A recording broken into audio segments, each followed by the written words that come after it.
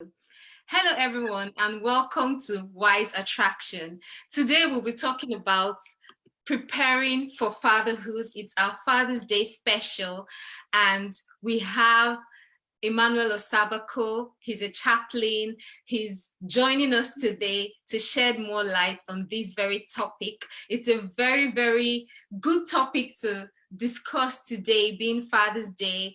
I know that fatherhood, in fact, we celebrate our fathers on this special day. Fatherhood and fathers are a blessing to everyone on earth. So that's why we decided to discuss this topic today. This is Wise Attraction, is a chat show that's focused on singleness. We'll talk about all things singleness, relationships, relationship goals, and the aim of this chat show is to help singles thrive, help singles live their best lives when single, to choose the right partner, and to cultivate lasting love. So essentially, this talk show is here for you. It's here to support you. Thanks for joining us. Please comment, feel free to interact. Like, we want this session to be very interactive. We'll be seeing your comments on Facebook. So do interact with us and let us know your feedback. But we'll be answering some questions. Like I said earlier on, we have Emmanuel Osabako joining us, who is a chaplain, and he's also a father of one. So he's had time to prepare, he's had time to experience, and he'll be sharing with us from his wealth of experience. We also have Mr. Samuel Babalola, who is also a father of one. And like I said, he's also been thrown into the deep end of fatherhood. So we're going to pick their brains, pick from their wealth of experience. And we'd also like to hear from you as to your thoughts, your questions, your suggestions, your tips, and your advice through comments on Facebook. So let's get right into it. Thank you for joining us, Emmanuel. I'm going to start with a question. What is fatherhood? Well, can I just first begin by saying thank you, Bibi and Sam, for inviting me. It's an honor to be here and also to share from my little experience with your guys on Facebook. Obviously, like I'm just a dad of one, a 2-year-old. And it means I have no, I have little or no real experience. But then we'll trust that God would help us. Having participated in a family, we'll be able to share both retrospectively and now in actual fatherhood, what that looks like. Yeah. So you said, what is fatherhood? Yes. Yes, the word fatherhood is first an adjective. It describes a state of being a father, really, a state of being a father that suggests you are responsible for someone or a group of people. Yeah, that's what I think fatherhood is. And to me, the best example of a father is really God. God is the real father, and he's also provided us human examples like our biological parents. Yeah, and I'm privileged to have had a good father, although my dad died when I was quite young, at about 14.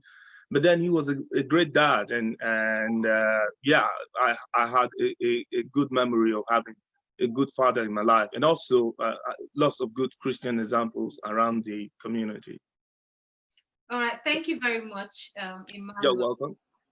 Sam, would you like to add to that in terms of what does it really mean to be a father? I mean, Emmanuel has told us that God is our example of a father. So what else? What would you like to add to that?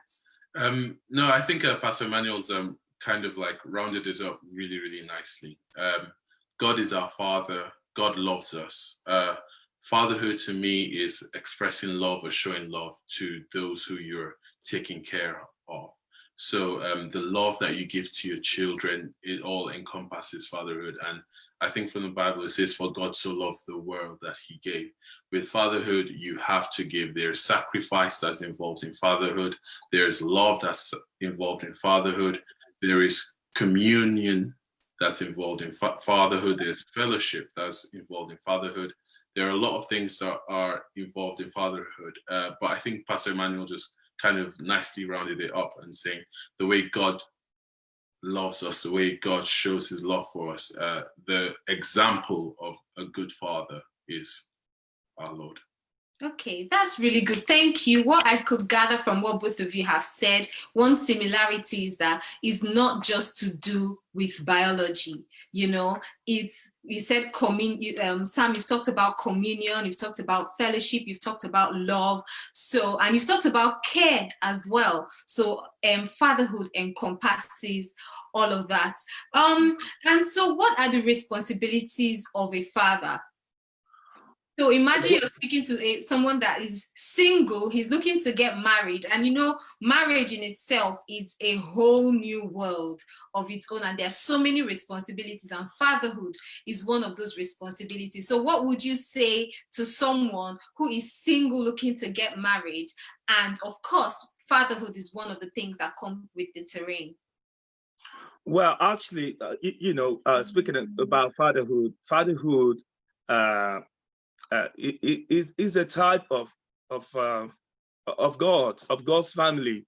For example, like we mentioned, God is the perfect father, and we can see the example that he's given us about how to actually live that life.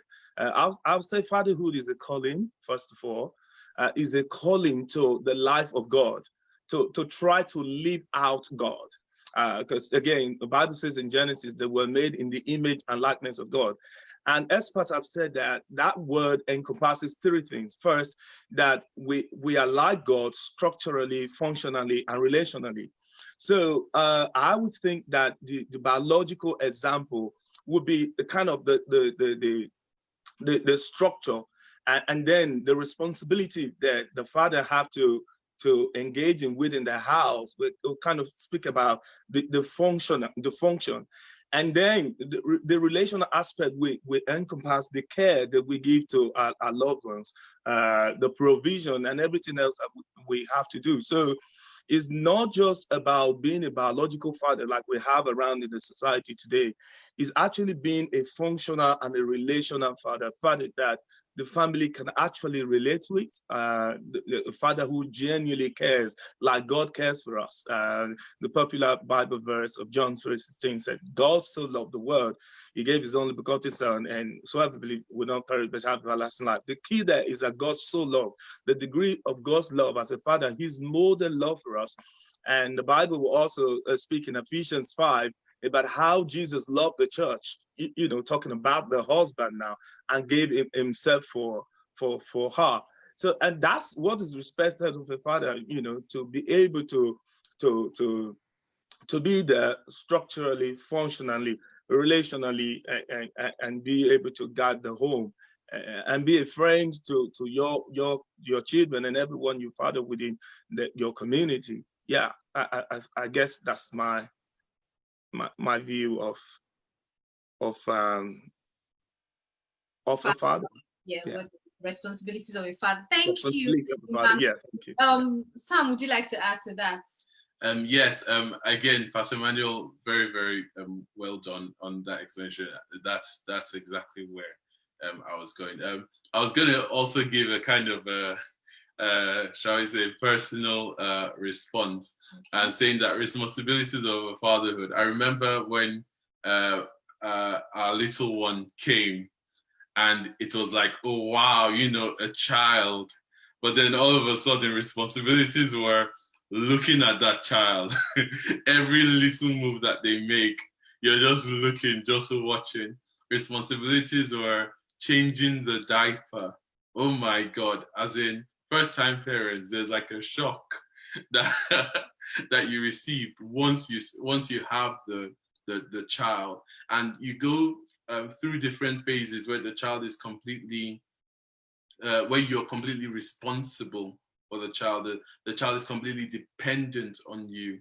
And then as the child grows and progresses, you all of a sudden, the child becomes more independent gradually. And so from a father's perspective, the responsibility is to nurture your child. And nurturing can take forms in different, nurturing kind of covers the whole stages or cycles of the child's development, ensuring that whatever the child needs at every stage of their life, they are getting that nurture, that love, that attention from the parents. And like Pastor Manuel's already said, and we've said, we're new to this. We're not like, I don't know, 20 years, in this industry or in this in this parenting thing. We're new, so it's a new experience, and every day there's always something new, like a first walk, a first talk, a first words, those kind of things. Like the first time she does something that reminds you of you. Now that is like a very interesting thing. I remember there was a moment last week where my daughter did something that is exactly what the mom does. And I was just so shocked that, oh my gosh, this is really your child. So responsibilities of a parent is also to even see themselves in their children. And I think nurturing kind of like embodies what I'm trying to say. Okay, Wow. thank Yeah. you very much.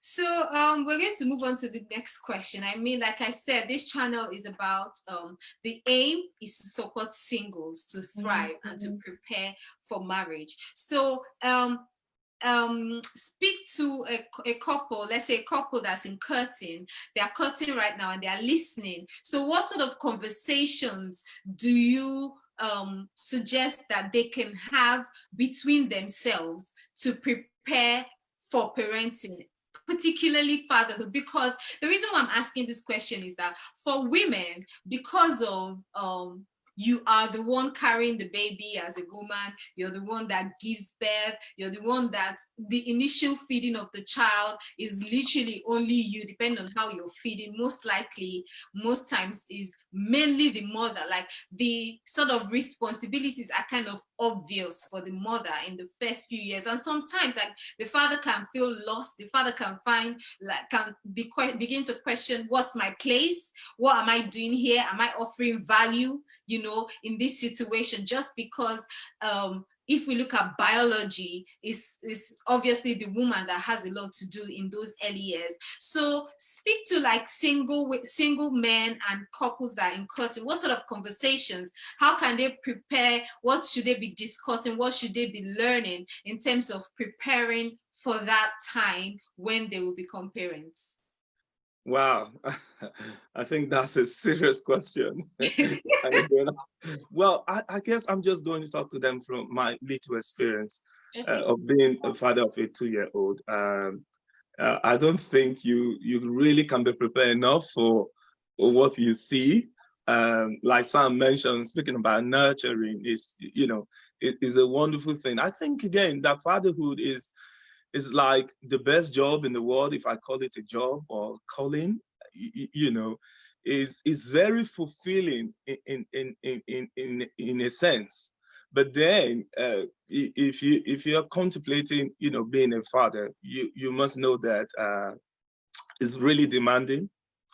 There's a lot of responsibilities because the women will spend 9 months to incubate this baby and bring the baby out for us. From then on, you must be hands-on. You must be a dad who wants to be involved from the word go. And every woman loves a man that is hands-on. And there's a lot to do during that period, whether that's when the mother is feeding the baby, whether that's running around. There's always the midnight aspect of it where the child wakes up every now and then. And you're just there to support, to carry the baby, to pet the baby. Yeah, there's a whole lot that goes on, but I tell you, it's both joy and responsibility at the same time. There's the joy of you just saying the privilege that God is giving to you, that, oh, to participate in this procreation. And then you're looking at this child and say, wow, this is actually my child and I'm responsible for this. That's joy, the sound the baby makes, everything they do. So yeah, it is missed in the sense that it's very pleasurable, it's a great thing, but then there's a lot of responsibility attached, as in you have to be hands-on. Yeah. Yes, thank you. So, Sam, what would you like to add to that? Wow, yes, exactly. Yeah, you really have to be hands-on. I think for singles that are coming into this, I think you, along with prayer, you also need to gain experience by attending classes that perhaps your churches hold. That's right. Thank you, Sam. Yeah, read books, watch movies. I know for me, most of my parenting skills came from watching my parents, my dad, my mom, how they raised me. Those were my primary, shall we say, avenues to learning how to be a parent. When my mom or my dad says, no, you cannot have this now, for me, it's why can I not have it? Am I not able to grasp whatever it is that I want? And what they just kind of let me know is that at different stages of your life, you will be able to have whatever it is that you want. But if you have some things too early, it may not really help you until you have it later on. So things like that kind of like helped me to understand a little bit of, okay, there is a timing that is involved even in parenting. There's a timing that you should have your child do this. There's a timing you should have your child do that. And also when I then was involved in church, we then had classes, or you could then speak to other parents and see how they were raising their children. Now, the reason why I mentioned church is because we want to have a godly home. The reason why we're talking about children is to raise godly children, not just to raise children, but to raise godly children, so that, like when the word of God says, teach your child in the way he should grow, so that when he's old, he will not depart from it. There are some principles that you will not get from the world. There's some principles you will not get from Hollywood. There are some principles you will not get from the TV. But there's some principles that you get from the church or from a Bible-believing group that would enable you or teach you or give you that understanding of some of the basics or fundamentals that you need in your, shall we say, in your home to ensure that you raise godly children. Principles like praying in the morning, principles like asking God before speaking to other people, principles like looking unto God, who is the author and finisher of your faith, to ask for directions, especially in times when you think you know things and times when you definitely don't know things. So those are some of the principles that for me mattered at a certain stage of my life. But now in the journey, there are new principles that matter, and that I speak to my dad, or I speak to people that I hold close and hear from other people's, shall we say, experience, and that's what guides me into making decisions. So I'll say for anyone who is a single person thinking of creating a godly home, that they really need to surround themselves with what they're looking for. Don't surround yourself with single people who don't want to have children if you want to have children. Surround yourself with people who are going to that direction, or who are aiming to go to the direction where you are going to. Or surround yourself with people that are already there, so that you can learn from them, so that when the tests or the trials come, you have some wisdom, you have some knowledge, some understanding, and then by the grace of God, able to apply wisdom, godly wisdom, to every situation. Thank you, Samuel. I mean, what I can gather from that is that it does, even if as a single person or as a dad, you're one person, it does take a community, and it's worth learning. So while single, it's very important to take that time out to begin to learn from single men that are around you, you know, have conversations with them, find out what they're doing, observe them, especially your father. I mean, I know a lot of people have, not everyone's father is around today, you know, but if your father is around today, then bless God for the opportunity and begin to learn from him, observe what he's doing. You know, if perhaps your father isn't here today, you can learn from your uncles, your aunties, and things like that. Yeah, I guess if I may just add to that, I guess, you know, for singles, it's very important that you have this communication at the beginning, have the discussion at the very beginning of, you know, the relationship, because I would advocate planned parenthood. You know, actually have a discussion. Are we going to have children? It's very important that you are both on the same page at the very beginning. Because I mean, if you look around the society now, you can see, you know, a lot of things happening with children as a result of parents not actually dispensing their responsibilities. A lot of people in prisons because their father is not in their life. In other places that they didn't plan, you know, that's not how they imagined that their life was going to look like. So it's really important to have the conversation and both partners are on the same page as to when or how many, you know, and in the journey, like you rightly mentioned, it takes a community to raise a child, isn't it? That's an African proverb. So there are lots of people around you who are there to supply the knowledge that you do not have as you go on the journey. Again, it's a journey. I remember when we just had Ruth, is not the sort of things, the sort of knowledge we're looking for then that we're looking for now. She's long progressed, you know. So I remember at the very beginning there were a lot of things we didn't know, and thank God we had a mother-in-law to you know, to support us. And now she's grown again. She's in another stage. Now she's getting out of bed, running out of her baby cot, and we're looking, okay, how do you get this girl to actually stay in bed? So yeah, there's always help as you get along. Yeah. Thank you very much, Emmanuel. I like you raised a lot of things, you know. You talked about like the importance of a father, you know, and having that conversation before you get married, you know, if you're single, if you're courting, having a conversation with your partner, you know, to find out what are their views of fatherhood, what are their views of parenting, you know, when would they like to start having babies, how, you know, if we think of African culture, the expectation is that once you get married, everyone is now eyeing your tummy. You know, if someone is coming to visit you, they'll be like, please, just look at her very well so that you tell me if she's okay, you know, if there's anything new. How was she looking? Is she lighter or is she darker? You know, everybody start eyeing you. Some people, sometimes you go out or you go to church or whatever. In fact, my sister is currently expecting, you know, and she said when people didn't know, thank you, Ivana, when people didn't know that she was pregnant, like, of course, you know, when you get pregnant, people will know immediately till you start to show. When she hadn't started showing, she went to church and then suddenly someone came and told her that, oh, you know, in my clinic, we register people for maternity.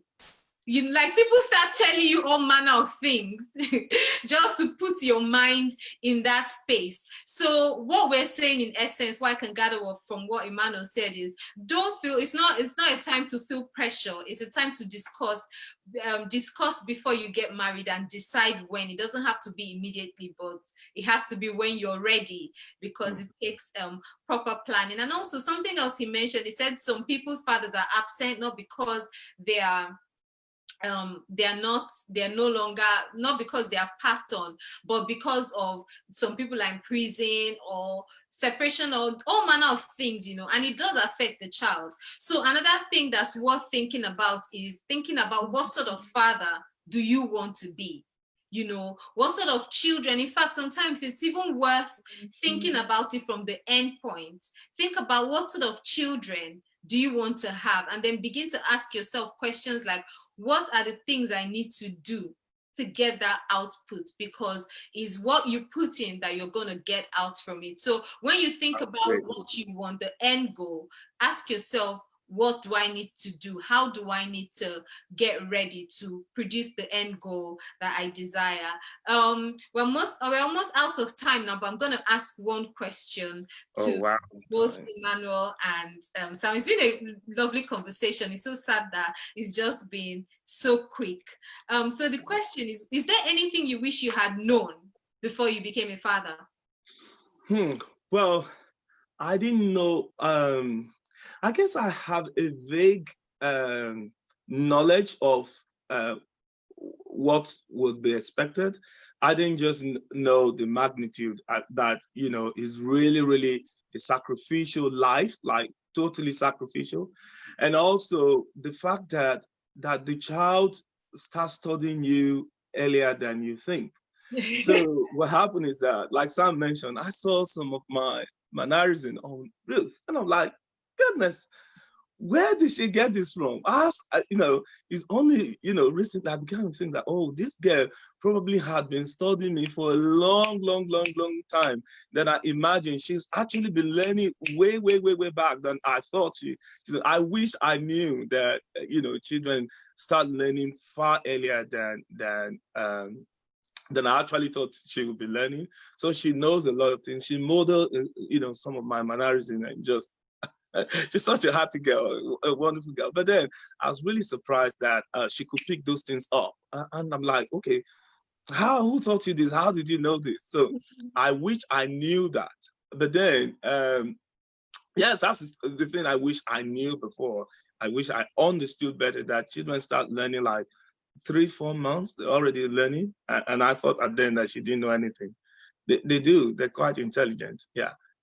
That would be something I would have wished I knew.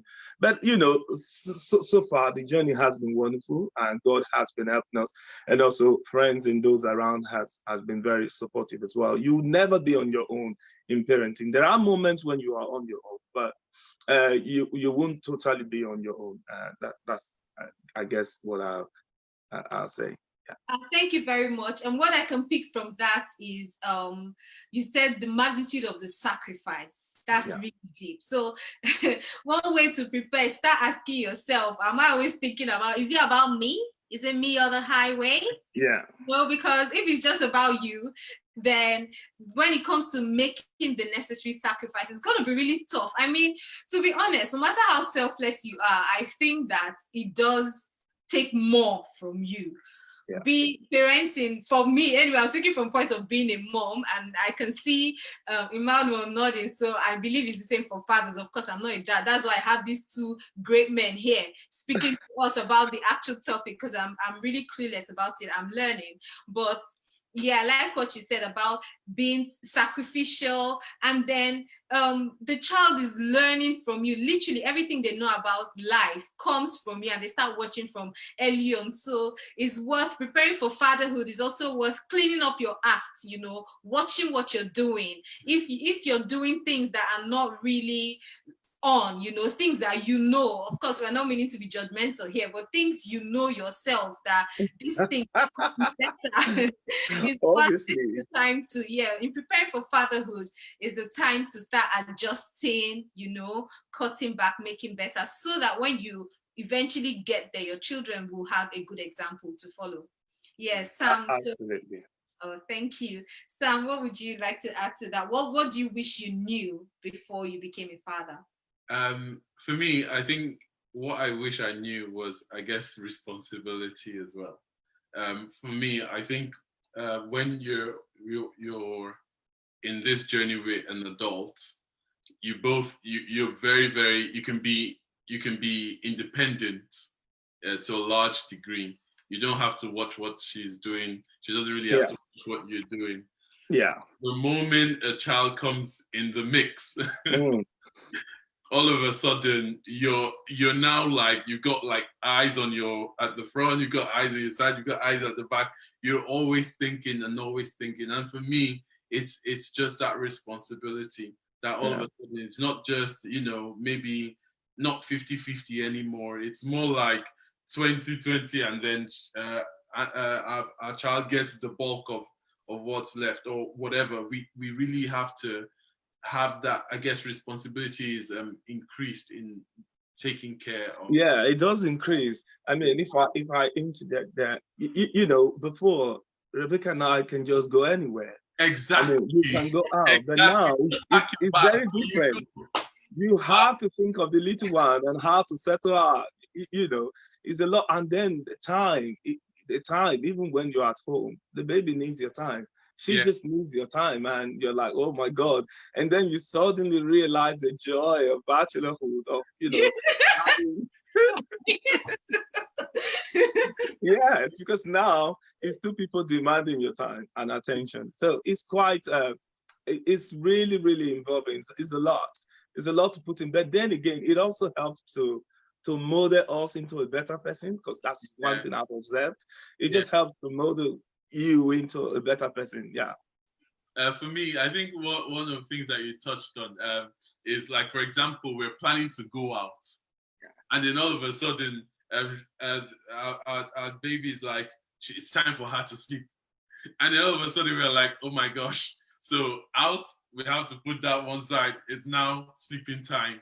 So our schedule really changed, and for me, yes, it's just like it initially came as a shock. But like you're saying, and quite rightly, it makes you a better person. For me, I believe that it made me increase my patience. It made me more tolerable. I had so many skills that, began to shine when Annabelle got involved. So it is good. It really is good. You do learn, you do grow. But there is a shift. There is definitely a shift from bachelorhood to just being the couple, and then from being the couple to being parents. There is definitely a major shift. Yeah, I guess if I were to be praying now, one of the things you want to pray for is selflessness. God help you to be selfless and giving, because there's a lot of selflessness, a lot of giving that happens in parenting, and it helps me to actually appreciate my parent more. Now I think, I said, oh my God, how did my parents do it? I mean, I'm particularly from a large family. I'm just like thinking that, oh, how did they do it? How did they do all of this with all of us? Yeah, it helps us to appreciate our parents more as well. Yeah, thank you. We just got a comment from Nathan Atisi that says the little ones are in charge. I mean, literally, when they come, it's like they're running the show, at least in those early years anyway, because they're so dependent. And what you said, Emmanuel, that was so funny is you begin to see the joy of bachelorhood. You're like, oh my gosh, I wish those days can come back. But then you also have the joy of fatherhood. Yeah, absolutely. So even for single guys watching, or if you're not a parent at the moment that you're watching, enjoy your freedom. There's this whole thing of, oh, when will I have a baby? This way, when will I have a baby? And then you spend the time where you were free and all of that, worrying about a time where you'll be, I don't know, should I say more entangled and all of that. So enjoy your freedom, enjoy your singlehood. That's part of what the Wise Attraction chat show is all about, though. Talking about how you can enjoy and live lavishly. When I say lavishly, I don't mean money-wise, but I mean experience true joy, happiness, peace, thrive as a single person before you get to the phase of marriage. So unfortunately, this is all we have time for, but it's been a really nice conversation. 30 minutes. Yeah, I think so. I think it's been, Yeah, but we've had the opportunity to learn a bit more about fatherhood. Pastor Mao, you also mentioned about prayer. Prayer is also something very important as you're preparing for fatherhood. Ask God. I mean, what I would say as well, in addition to that, is ask God to, since it was mentioned here by Emmanuel again, how to give you, because He's the ultimate Father. So absolutely, impart those skills into you, because it's His, He's our Father, Abba Father, He can give you those things. So if you pray, if you're thinking about this journey, you're about stepping into this journey, it's a prayer worth making, to say, Father, impart the spirit and the grace for fatherhood on me, because if that comes on you, it's going to really help you to I don't know, thrive when you get to that stage. Another thing is that came to my mind when both of you were speaking is sometimes like you have to be part of fatherhood is the ability to be a mind reader. In fact, parenting for both, because initially your child will be able to speak. You know, your child will tell you, Dad, I'm seeing you doing that thing that you shouldn't be doing. I tell you, you know, children, I was always fascinated at the beginning why, you know, babies stare so much. You know, they do a lot of staring. Only in hindsight, I understood that, look, all of those times that she was staring and looking at my face, she was actually learning and picking up on, you know, on everything I was doing. I mean, this girl can literally just like mimic visually everything I do. So yeah, you know, we have to be a mind reader to try kind of anticipate, you know, what they are thinking or imagining, but also to be aware that, look, whatever you are doing, they learn by observation rather than, you know, what you tell them later. First, at the first stage, I observe that they learn by merely observing you. And it's only in later stage now you can then talk to them. They can speak to you back. Yeah. So yeah, that's a very good point. I mean, in conclusion, just to wrap up that point and wrap up the show, you find that even as your children grow, like Samuel said that he learned a lot from his dad. And a lot of it is not necessarily what his dad said to him, but it's what his dad did. I mean, generally, even if as a child, they're like sponges and they soak up a lot of what's happening in their environment. As people continue to grow, they're also learning a lot from watching you. So preparing for fatherhood, if you want confident children, you be a confident person. If you want successful children, you be successful, work at it. If you want patient children, you be patient. You know, whatever it is that is that goal that you want for your children, the best way to the most effective way of giving it to them is by embodying it. So, absolutely. I totally agree. Yeah, unfortunately, that's all we have time for. We'll consider if we're going to do a part 2 of this chat show. Maybe we'll have more fathers so that we can share a variety of experiences, you know. Thank you very much to those that were able to tune in. At the beginning, we had some technical glitches, but this is our first live. And of course, the show Wise Attraction is still really, really young. It's literally just kicked off.